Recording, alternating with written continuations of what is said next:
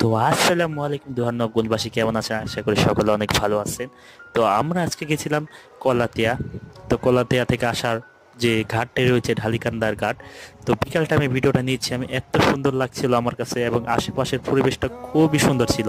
দেখুন সূর্যটা কিভাবে চমকাচ্ছে। তো এখানে একটা মুরব্বী লোক বসেছিল।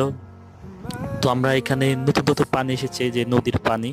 তো আপনারা যারা নবগঞ্জ থেকে যারা আসবেন কলাতিয়া, এই রাস্তাটা আপনার জন্য একদম বেস্ট হবে, কারণ এটা খুবই কাছে হয়। পুরা কলাতিয়া হরজতপুর না ঘুরে এই দিক দিয়ে আপনারা শর্টকাট নিতে পারবেন। এই রাস্তাটা গিয়েছে আপনার মধুপুর দিয়ে, যেমন পাড়াগ্রাম থেকে বললেই হবে মধুপুরের রাস্তা দিয়ে আমরা ঢালিকান্দা ঘাটে যাব।